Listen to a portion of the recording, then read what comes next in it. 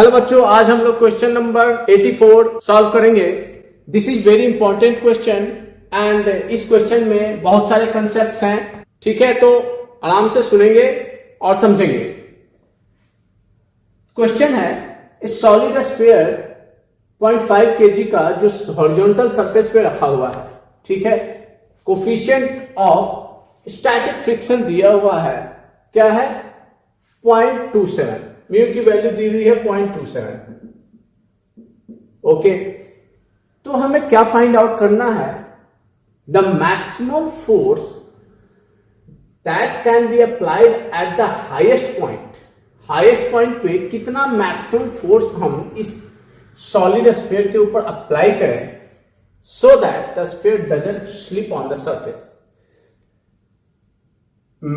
Highest point पे जो force हम लगाएंगे उसकी मैक्सिमम वैल्यू कितनी होनी चाहिए, मैक्सिमम से मैक्सिमम वैल्यू फोर्स की कितनी होनी चाहिए कि ये स्फीयर इस सरफेस पे स्लिप ना करे, रोल करे। ठीक है, तो हमने इस पे फोर्स लगाया हॉरिजॉन्टल डायरेक्शन में, मान लेते हैं कि ये फोर्स लगाया हॉरिजॉन्टल डायरेक्शन में at the highest point. Okay, अब आपको ये बताना है कि जब इस सॉलिड स्फीयर पे हमने फोर्स लगाया F हॉरिजॉन्टल डायरेक्शन में टुवर्ड्स द राइट, तो फ्रिक्शन फोर्स का डायरेक्शन क्या होगा। ओके, गेस कीजिए। मैक्सिमम लोगों का आंसर फ्रिक्शन फोर्स का डायरेक्शन इधर की ओर होगा।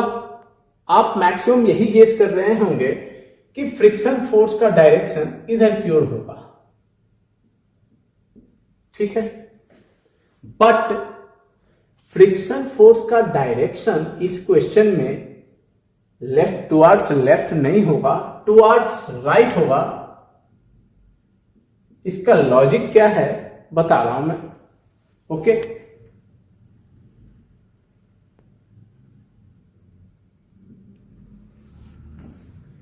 फ्रिक्शन फोर्स का डायरेक्शन जो है टुवर्ड्स राइट क्यों होगा। जब हमने फोर्स लगाया, जो मैक्सिमम फोर्स है उससे कम लगाया, तो जो सॉलिड स्फीयर है वो रोल करेगा। रोल करेगा तो इस पॉइंट की जो टेंडेंसी है, कांटेक्ट पॉइंट की जो टेंडेंसी है इस सरफेस पे लेफ्ट की ओर मूव करने की होगी, स्लिप करने की होगी। यह कांटेक्ट पॉइंट की टेंडेंसी लेफ्ट की ओर स्लिप करने की होगी इस सरफेस के रिस्पेक्ट में। इस रीजन से फ्रिक्शन फोर्स टुवर्ड्स राइट लगेगा। क्लियर है? ओके,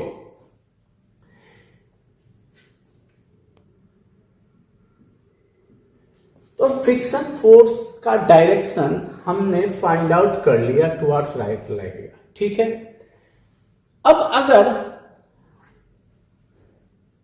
हमने फ्रिक्शन फोर्स का डायरेक्शन राइट ना लेकर टुवर्ड्स लेफ्ट ही लेते तो क्या होता, उसकी डिस्कशन हम इसके बाद करेंगे। अगर फ्रिक्शन फोर्स का डायरेक्शन हम टुवर्ड्स राइट डायरेक्शन चूज ना करके अगर wrong direction towards left choose करते तो क्या होता, उसकी डिस्कशन हम इसके बाद करेंगे। बट हम फर्स्ट जो है हमने फ्रिक्शन फोर्स टुवर्ड्स राइट, जो राइट डायरेक्शन है फ्रिक्शन का, इंडिकेट किया है। अब इस क्वेश्चन को हम सॉल्व करते हैं। ठीक है, जब हम वेरी स्मॉल फोर्स लगाएंगे एट द हाईएस्ट पॉइंट तो ये रोल करना स्टार्ट हो जाएगा। ठीक है, जैसे जैसे फोर्स बढ़ाएंगे तो ये रोल करेगा, बट एक मैक्सिमम वैल्यू पे जो है मींस उससे अगर हम ज्यादा फोर्स इंक्रीज करेंगे हॉरिजॉन्टल डायरेक्शन में तो क्या होगा, स्फीयर में स्लिपिंग स्टार्ट हो जाएगी, रोलिंग नहीं करेगा। ठीक है, तो वन बाय वन हम समझते हैं एंड सॉल्व करते हैं। ठीक है, सबसे पहले हम फाइंड आउट करेंगे फोर्स की मैक्सिमम वैल्यू क्या होगी कि स्फीयर सरफेस पे स्लिप ना करे। ओके, ठीक है, तो इसका फ्री बॉडी डायग्राम हम ड्रॉ करते हैं। स्फीयर पे टुवर्ड्स राइट दो फोर्स लग रहे हैं, तो नेट फोर्स जो है स्फीयर पे कितना हो गया, F प्लस Fs। ठीक है, मान लेते हैं स्फीयर के सेंटर ऑफ मास का एक्सीलरेशन, लीनियर एक्सीलरेशन a है एंड एंगुलर एक्सीलरेशन अल्फा है। ठीक है, तो लीनियर एक्सीलरेशन ये है एंड स्फीयर का मास दिया हुआ है कितना है, m है, एंड स्फीयर का रेडियस भी दिया हुआ है r है। ठीक है, तो ये हमारा हो गया force, net force towards right divided by mass is equal to क्या हो जाएगा, acceleration of centre of mass. Okay, यहां तक क्लियर है। Towards right net force F plus Fs divided by mass is equal to acceleration, ये हो गया। This is the first equation. ये ट्रांसलेशनल मोशन के लिए हो गया। अब हम रोटेशनल मोशन में देखते हैं नेट टॉर्क, कौन कौन से टॉर्क लग रहे हैं इस स्फीयर के ऊपर। तो फ्रिक्शन फोर्स के कारण टॉर्क जो है एंटी क्लॉकवाइज डायरेक्शन में लगेगा, इस डायरेक्शन में, एंड अप्लाइड फोर्स के कारण टॉर्क जो है क्लॉकवाइज डायरेक्शन में लगेगा। अब हम चेक करते हैं, इस पे एक mg फोर्स भी लग रहा है नीचे की ओर, जो कि सेंटर से पास कर रहा है। तो अबाउट द सेंटर mg का टॉर्क 0 होगा, क्योंकि ये सेंटर ऑफ मास से ही पास कर रहा है। एंड नॉर्मल भी जो है इसी पॉइंट से पास कर रहा है, तो नॉर्मल का भी torque about the centre of मास 0 होगा। इन दोनों का टॉर्क नहीं लग रहा है, तो टॉर्क ओनली अप्लाइड फोर्स और फ्रिक्शन फोर्स का लग रहा है। तो F के कारण टॉर्क क्लॉकवाइज डायरेक्शन में और Fs के कारण एंटी क्लॉकवाइज डायरेक्शन में। तो हम क्लॉकवाइज डायरेक्शन को अगर पॉजिटिव मान लें, तो हमारा जो इसके कारण टॉर्क है फ्रिक्शन फोर्स के कारण, वो निगेटिव डायरेक्शन में हो जाएगा। तो ये हो गया F into R, R is the radius of the sphere, minus Fs into R divided by, this is the torque, torque by I is equal to angular acceleration. ठीक है, ओके। अब हम एंगुलर एक्सीलरेशन को क्या लिख सकते हैं, sorry, angular acceleration को और आगे क्या लिख सकते हैं हम, एंगुलर एक्सीलरेशन जैसा कि हम जानते हैं v इज इक्वल टू होता है omega into R for in the case of rolling. तो यहां से लीनियर वेलोसिटी है, इसको डिफरेंशिएट करेंगे हम, तो ये dv बाई dt हो जाएगा, okay, is equal to d omega by dt R. तो ये हो जाएगा हमारा linear acceleration is equal to angular acceleration into R. ठीक है, तो यहां से अल्फा की वैल्यू हम a अपॉन आर लिख सकते हैं। अब क्या करेंगे हम फर्दर, I की वैल्यू पुट करेंगे और A की वैल्यू यहां से रख देंगे। F माइनस Fs, इसको फर्दर सिंप्लीफाई करते हैं। यहां से हमने R कॉमन ले लिया है एंड I की वैल्यू क्या होता है, for the solid sphere moment of inertia about the diameter क्या होता है, 2/5 mr²। ठीक है, इज इक्वल टू A की वैल्यू कितनी है, यहां पे A की वैल्यू यहां से ये पुट कर देंगे from the equation 1, F plus Fs upon m into R। देखो R, ये एक R है, यहां से कैंसिल हो गया और ये R भी कैंसिल हो गया। ठीक है, m से m कैंसिल हो गया। अब क्या करते हैं हम, ये F minus Fs divided by 2/5, तो 5 हमारा ऊपर आ जाएगा एंड 2 नीचे आ जाएगा, is equal to F plus Fs। Okay, अब इसको फर्दर सिंप्लीफाई करेंगे हम, तो 5f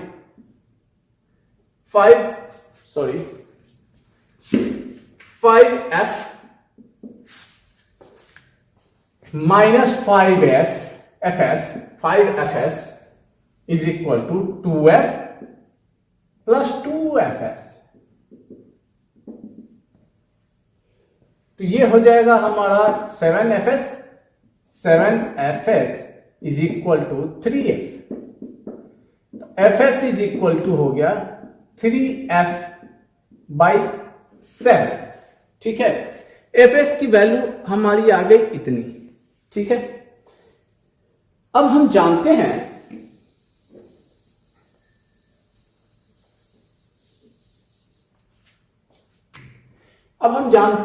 कि fs की वैल्यू जो है ऑलवेज लेस देन और इक्वल टू होती है म्यू mg के।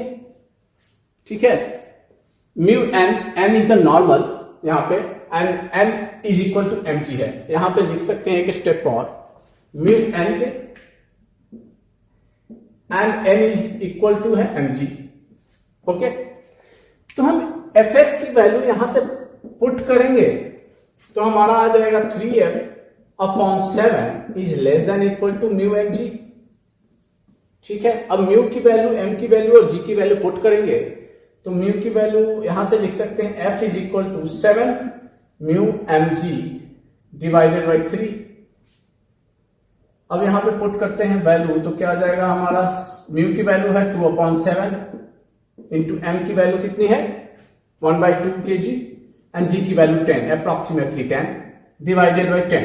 तो 7 से 7 कैंसिल, 2 से 2 कैंसिल, तो हमारा जो वैल्यू आ गया f का वो लेस देन इक्वल टू हो गया 10/3। ठीक है,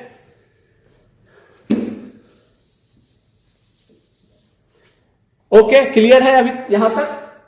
तो हमारा f की वैल्यू जो आ गई वो लेस देन इक्वल टू 10/3। तो what is the maximum value of the force? Force की मैक्सिमम वैल्यू जो है 10/3 मीन्स 3.3 न्यूटन। ओके, तो हमारा मैक्सिमम वैल्यू ऑफ फोर्स निकल गया कितना, 3.3 न्यूटन। ठीक है, जैसा कि हमने मैक्सिमम फोर्स की वैल्यू फाइंड आउट कर ली 3.3 न्यूटन, और हमारा रिलेशन आया था friction force is equal to 3f/7। Okay, जब हमने फ्रिक्शन फोर्स का डायरेक्शन टुवर्ड्स राइट कंसीडर किया था। ठीक है, अब अगर हम मान लेते हैं बाय मिस्टेक हमने ऐसा कंसीडर किया कि फ्रिक्शन फोर्स का डायरेक्शन जो है टुवर्ड्स लेफ्ट है। ठीक है, मान लिया हमने कि टुवर्ड्स लेफ्ट है और हमने कुछ नहीं सोचा इसमें। अब हम इसे सॉल्व करते हैं। ठीक है, तो net force in the horizontal direction कितना लग रहा है, F माइनस Fs। ओके, तो हमारा एक्सेलरेशन क्या हो जाएगा, m से डिवाइड कर देंगे। ये हो गया acceleration for the translational motion. अब रोटेशनल मोशन के लिए हम क्या करेंगे, नेट टॉर्क कितना होगा, इसके कारण क्लॉकवाइज डायरेक्शन में और फ्रिक्शन फोर्स के कारण भी क्लॉकवाइज डायरेक्शन में, तो दोनों का टॉर्क ऐड हो जाएगा। Fr plus Fs into R divided by I is equal to कितना, अल्फा, एंड अल्फा को लिख सकते हैं A/R। ठीक है, यहां से हमारा R कॉमन ले लें हम, तो Fs/2/5 mr² is equal to A/R।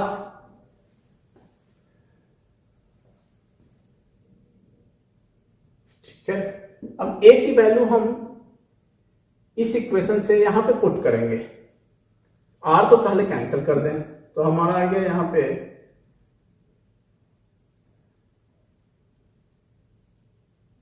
A की वैल्यू यहीं पे रख देता हूं, क्या, F minus Fs into M। ठीक है, और M की वैल्यू भी कैंसिल हो गई। ठीक है, तो ये हमारा आ गया आंसर। फर्दर सिंप्लीफाई करते हैं तो ये हमारा आ गया, ये ऊपर चला जाएगा तो 5f plus Fs divided by 2 is equal to F minus Fs। इसको ऊपर लिखता हूं, यहां पे लिखते हैं 5 ऊपर चला जाएगा, 5f plus 5Fs is equal to 2 इस साइड में चला जाएगा, 2f -2Fs। ठीक है, तो ये हो गया हमारा, ये इस साइड में आ जाएगा तो 3F, ठीक है, is equal to -3Fs, -7Fs, sorry, -7Fs। तो Fs is equal to 3F/7। ठीक है, तो Fs की वैल्यू निगेटिव है यहां पे। Fs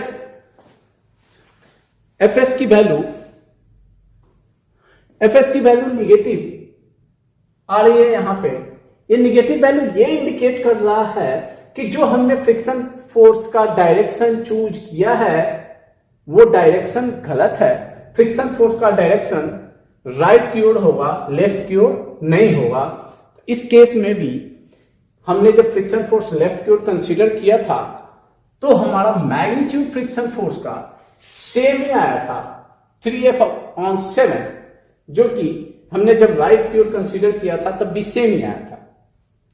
तो यहां से भी हम वैल्यू ले सकते हैं फ्रिक्शन फोर्स का, निगेटिव वैल्यू को कंसीडर नहीं करते हुए, और यहां से फिर हम फ्रिक्शन फोर्स के डायरेक्शन को चेंज कर देंगे, क्योंकि यहां तक सॉल्व करने के बाद हमें अब ये आइडिया लग गया है कि फ्रिक्शन फोर्स का डायरेक्शन किधर होना चाहिए। तो हम फ्रिक्शन फोर्स के डायरेक्शन को चेंज करके फर्दर हम सिंप्लीफाई करेंगे क्वेश्चन को। ठीक है, तो यहां से ये कंक्लूजन निकलता है कि फ्रिक्शन फोर्स का डायरेक्शन अगर बाय मिस्टेक हमने रॉन्ग डायरेक्शन में चूज किया है तो उसकी वैल्यू अगर निगेटिव आ रही है, मींस फ्रिक्शन फोर्स का डायरेक्शन जो हमने चूज किया है वो डायरेक्शन नहीं होके उसके अपोजिट साइड डायरेक्शन में होगा। ओके, आई होप अभी तक जो भी मैंने बताया वो क्लियर हो गया होगा। ठीक है, अब नेक्स्ट हम ये डिस्कस करते हैं कि अगर हमारा मैक्सिमम वैल्यू 3.3 न्यूटन से ज्यादा हो जाए तो क्या यह स्फीयर इस सरफेस पे रोल करेगा। चेक करते हैं आगे। जैसा कि हमने ऑलरेडी रिलेशन फाइंड आउट कर लिया था कि जो फ्रिक्शन फोर्स जो है, static friction force is equal to होता है 3F/7। ठीक है, हमने फाइंड आउट किया है ऑलरेडी। अब क्या है कि हमें ये फाइंड आउट करना है कि अगर हम फोर्स की वैल्यू मैक्सिमम वैल्यू जो था इस केस में F मैक्सिमम जो था जब कोफिशिएंट ऑफ फ्रिक्शन 2.7 था तो ये वैल्यू आया था 3.3 न्यूटन। तो हमें ये फाइंड आउट करना है कि अगर F की वैल्यू 3.3 न्यूटन से ज्यादा कर ले, मान लेते हैं हमने F की वैल्यू 10 न्यूटन कर दिया, 10 न्यूटन कर दिया, तो क्या स्फीयर ये रोल करेगा। ठीक है, अगर रोल नहीं करेगा तो इसका मोशन कैसा होगा चेक करते हैं। ठीक है, तो जैसा कि ये रिलेशन फाइंड आउट हो गया था और हमें पता है फ्रिक्शन फोर्स जो है लेस देन इक्वल टू होता है म्यू mg के। ठीक है, यहां से हम इसे पुट करेंगे तो 3F/7 is less than equal to mu mg। ठीक है, एंड F की वैल्यू अगर 10 न्यूटन है तो हमने यहां पे F की वैल्यू 10 न्यूटन कर दिया, less than equal to mu की वैल्यू हम अभी पुट नहीं करेंगे। m की वैल्यू कितनी है 1/2 एंड g की वैल्यू है 10। ठीक है, तो यहां से हमारा 10 और 10 कैंसिल हो गया, तो क्या आया 7। ओके, यहां से हमारा रिजल्ट आया mu should be greater than और इक्वल टू 2 to 6, 2 into 3 6 हो जाएगा, 6/7। अगर हमारा जो फोर्स है applied force at the highest point 10 Newton होगा तो म्यू की जो वैल्यू है वो 6/7 से ग्रेटर होनी चाहिए या इक्वल होनी चाहिए। अगर इससे कम वैल्यू होगा म्यू का तो ये स्फीयर इस सरफेस पे रोल नहीं करेगा। ठीक है, तो म्यू की वैल्यू क्या दी हुई थी, म्यू की वैल्यू 2/7। ठीक है, जो कि लेस है म्यू की वैल्यू। तो जब हम 10 न्यूटन फोर्स अप्लाई करेंगे तो ये फ्रिक्शन फोर्स जो है सफिशिएंट टॉर्क प्रोड्यूस नहीं कर पाएगा और ये सरफेस जो है सफिशिएंट फ्रिक्शन प्रोवाइड नहीं कर पाएगा कि ये स्फीयर इस सरफेस पे रोल कर पाए। तो क्या होगा, स्फीयर यहां पे स्लिप करेगा। ठीक है, अगर हमें इस 10 न्यूटन के फोर्स के लिए इस स्फीयर को रोल करवाना है तो हमारा जो फ्रिक्शन कोफिशिएंट होगा वो 6/7 से बड़ा होना चाहिए, मिनिमम जो है 6/7 होना चाहिए। ओके, क्लियर है?